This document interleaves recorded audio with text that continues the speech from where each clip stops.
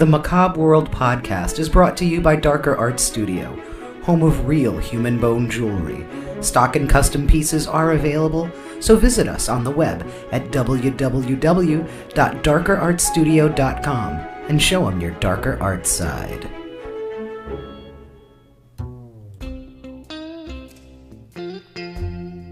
Macabre World, a podcast from Darker Art Studio, where we explore the dark, strange, and unusual from this world and beyond.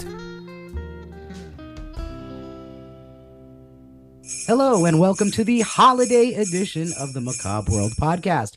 I'm your host, Rocky Digati, and with me is someone very special because the holidays are all about family.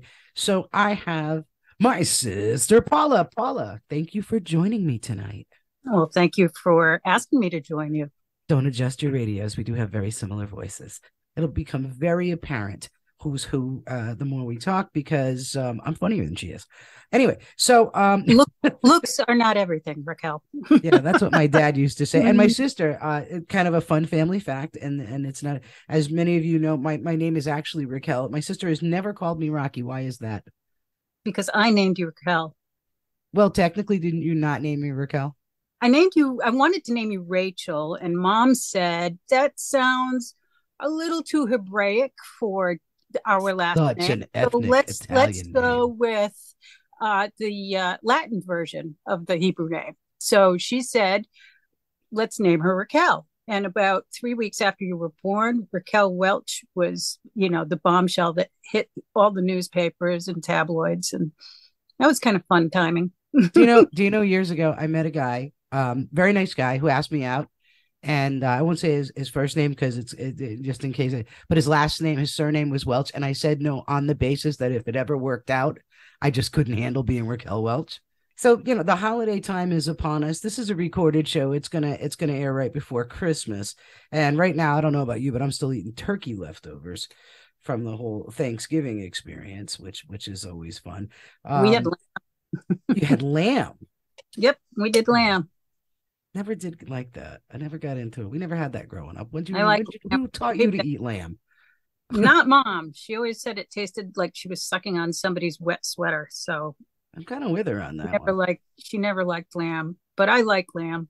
And as much as I love mint, that's like one of the foods for me that could only be made worse by adding mint. Like, oh. Oh, well, yeah, the first time I ever had it, I can't handle it. You live in Maine. You're a volunteer over at the Schoodic Arts Center, and you're also an artist and performer. If anybody wants to hear Paula perform, you can look up Doc and Polly on Facebook or YouTube, particularly their version of St. Louis Blues, and that's going on there. Wonderful artist, always encouraging. And we come from a family of artists. My dad was an art teacher. His brother was an art teacher. Our first cousin's an art teacher. Paula's an art teacher. I'm obviously some kind of black sheep. But we all come by it pretty honestly. If you're not an art teacher, then who are you really? But I was talking about like New Year's Eve. The height of sophistication in our family for New Year's Eve was like the cheese ball, cold duck, and Guy Lombardo. Now that's scary. It's true though. It's scary. Totally true. When you think that cold duck is the answer, that's scary. I don't know who named cold duck. And for you millennials that are listening that have no idea what we're talking about, you can actually still buy cold duck. It's this sort of grape soda flavored champagne that I think the Cook's company still puts out there because there's they must sell it to nursing homes or something. That's because but yeah, cold duck, a cheese ball, and Guy Lombardo. That was New Year's Eve when we were kids. And so the holidays, this is kind of a show we talk about like dark things, creepy things, and all the things. Since in this family I am the dark and creepy thing, there's plenty of like, how did I get this way questions that I field all the time. And how did you get that way? Well, the cold duck is probably at fault, but so thinking about like our holiday traditions, and holidays were really stressful I think they're stressful for all families. So just like everybody else, we have some times we were just like, yeah, holidays were not easy, but there were some interesting features. And one of the things we plan to talk about, I'm gonna hand it over to you in a second, is one of the features we had in our home for the holidays was the manger. Our mom is a very, very, very devout Catholic of Western European descent, and the manger was in, what is that thing in the dining room? What is that? A built-in hutch? I'm going to call it a two-handled family credenza. It was actually a built-in hutch of Yeah, on the back wall. Mm-hmm. And it had, and it was probably a good, what, 6 feet? That Something like that. the Yeah, tabletop part of it yeah. was six It was feet. 6 feet long, and it was probably about 15 inches deep. Right. And what our mom did, and never mind like all these other family artsy fartsy people, is our mom was always very artistic and creative. She's a terrific artist. She basically turned it into this great big holy diorama. Yes, absolutely. And yeah, it had a backdrop against the back wall that had little tiny lights in it. The main advantage was the plug. There was right, a because there plug. was a plug in there. Who thought the crock pot plug was really going to Well, come in there? that's right. For your chafing dishes and your crock pot. Sure, yeah, that's Absolutely necessary for the Star of Bethlehem, etc. Besides our parents, that manger was the only thing in that house older than you. Um, Probably. yeah, this is where video would be funny, because the look I just got, the side eye I just got was level 11. But I should point out that there are three of us. Maria is the middle sister. She's not joining us today. But Paula and I are 9 years apart. I am the youngest. Paula is the oldest. And there's no way that's going to ever change. So, yeah. But, do you remember adding things to the manger? Because the original creche, or whatever we're calling like the actual bit, Dad did, like, made something out of driftwood or whatever. And there was like the Holy Family thing. That was a set. And Oh, then yes. she started to add. Then she started to add. Well, first of all, there was the desert landscape that was the backdrop to that diorama. And that would get rolled up and unrolled every year, to the point where it started to crack. And I think what it was, well, actually, you probably didn't know this, it was a window shade. Really? Oh, no, I Yeah. didn't. That's why it lasted as long as it did, because that thing was up there every year for at least, what, 50 years that thing was Oh, up who there. knows? Yeah. Yeah. Forever. So it was a painted window shade Wow. that had a purple night sky and the dunes of the desert Yeah. that were in various shades of orange and gold. Very And it was dramatic. pretty snazzy. It was Oh, very, yeah. and remember there was a little cutout to put the light in for the star. Yes, There was yes. an actual So that was one of those little, not the sea bulbs, the smaller version the of itty the, bitties. Yeah. yeah. And there was also a ceramic angel that hung precariously on a paper clip. Yes, I do remember the paperclip angel. But see, now the base part, the ground part was absolutely fantastic. It was AstroTurf and butter tubs. Yes. For AstroTurf and butter tubs and things, plastic containers, upended underneath it. So, but then she started to add stuff. So it's like you had the original set, and then she kind of, like, I don't know, when you go in, like, right after Christmas and you decide you're going to buy yourself a bargain basement, couple of camels and whatnot, and you go in there. To be fair, the butter tubs were underneath the AstroTurf to add yes levels. They were not visible. It wasn't like it added the level. I can't believe it's not Jesus, Yeah. Yeah, I can't believe it's not Jesus Manger.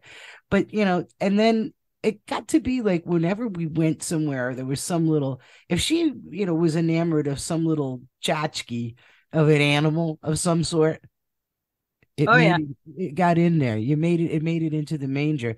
And I want to say, by the time I graduated from high school, we had she would find, like, there were suckling pigs at one point. Oh, yeah. It was a family of raccoons. It was a disproportionate. Right, yeah, because nothing was in scale. Do you remember that? We had a German Shepherd at the time. Babe was wonderful. She was a lovely dog. We had a German Shepherd, and someone either bought or procured or gave, or it showed up one day. Like, I know what that was. And it was, somebody gave a German Shepherd figurine, but the thing was, like, huge. it was big. That wasn't given to us. No. I That came from Aunt Anne Ah. because she had, now here's something scary. She had her dog collection that were, her menagerie of dogs that were Oh, on her her figurines. desk. Yes, at Yeah. work. She had about 100 ceramic dog figurines at work. Yeah, but the thing was, it Uh, wasn't in scale with everything else. It looked like it could eat the no, wise men. no, yes, they were It was pretty big. disproportionate. All It the animals. was just Interesting. weird, and Mhm. in no way am I trying to make fun of the devout, but it's just that when the trappings of it all got together, it got funny. It's the execution that's funny. It really is. It really is, because that thing, and our dad used to walk through the house because my mom, she really was a saint for this, because she would painstakingly decorate, and she would take a lot of Everything, time, and it was a lot of effort, and again, very everywhere. creative, very very creative lady.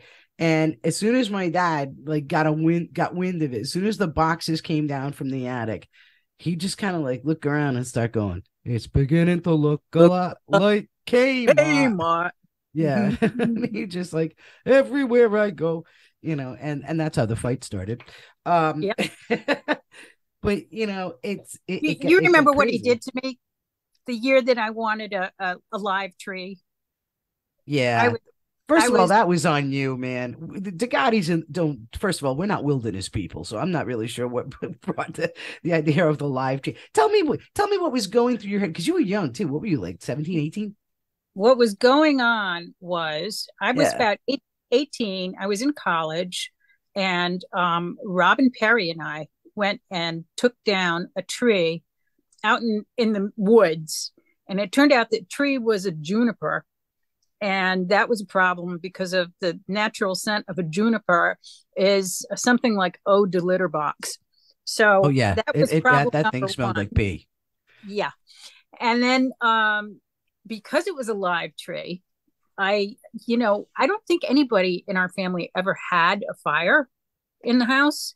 No, And there's a not reason good. for that, I Yeah, guess. we don't do live trees. Well, they behaved like people who had been really hurt by fire, even though they hadn't. It's So the Frankenstein gene. there were no fireplaces in any of the houses that were built at a time when most houses had fireplaces, Right? True. That's funny. I and didn't think about that. there were no live trees in sight anywhere ever. So That's I true. said, I want a live tree, Oh and boy. You I went out and murdered decided one. I decided I was going to do that. And so I bought the stand. I cut down the tree. It smelled like cat piss, and It it really went did. downhill from there. It didn't really look too bad. And we started out with the fun idea that we were going to make our own ornaments. And I remember doing the flour and salt play with you. Right? And Yeah, yeah.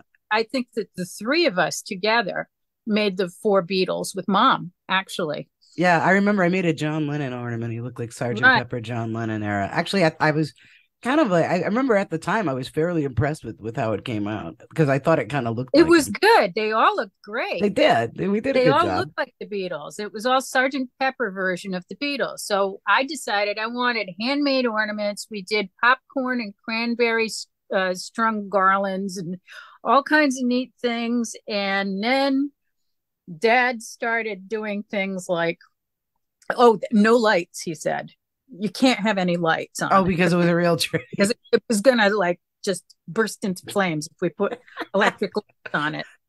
It's like, Yeah, but if I remember correctly, didn't not unlike how the manger would sometimes have spontaneous accessories added to it, did not a few odd things start ending up on the tree? oh, yes, Joseph L. decided that he was going to add his natural decoration touch to this thing. So, what did he do? He would open up a bottle of milk and he'd take the ring underneath the cap. And so Oh, and these they used to come on. started to There would be like appear beer pull tabs. beer pull tabs. I got bread wrappers tied into bows. So he was making his own Now you set yourself up for that. He was making his own ornaments. No, the word is garbage, Raquel. He was festooning my tree with garbage. By the way, 10 points because festoon is one of my favorite words ever. To wrap this up, I appreciate that you came on. I'm so glad. We always have a good time when we talk. Kudos for surviving our crazy holiday childhood. I think the reason you drink gin right now, by the way, is because of that pissy juniper tree. Is that made some kind of like weird gin thing, because we've survived all the Christmases thus far, Paula. I had to legitimize it somehow. Yes, you did. But we survived. We got through them all. We laughed, we cried. We hid things from the manger. At least I did. Yeah, I used to move stuff around all the time. Drove her nuts, and I never got in trouble because Dad would laugh. Because Mom would be ready to kill me, and she really wasn't sure which one of us did it. So it wasn't it? And I've never ever once put a milk tie on your tree, so that was definitely all him. So let us wish each other and everybody listening a Merry Christmas, a Happy Hanukkah. A joyous Kwanzaa. What else we got going? Happy New Year. Happy Mom's birthday. My mom's going to be turning 94 this December. That's right. And a bush festive. Mm-hmm. And what do you say to the atheists? I think we just said nothing. Do they just order egg rolls? I don't know. Yeah. Maybe, and if you're an atheist, well, then just, have a nice dinner and order some egg rolls. Here we go again. Here we go. Yeah, that's the truth, isn't it? Here we go. Festivus for the rest of us. Festivus for the rest of us. Thank you, Jerry Seinfeld. There you go. Thanks once again for joining us. Next time you have you come on, we're going to have the airing of grievances. So thank you so much. And remember, folks, stay kooky out there. Thank you for listening to Macabre World. You can find us on the web at www.darkerartsstudio.com.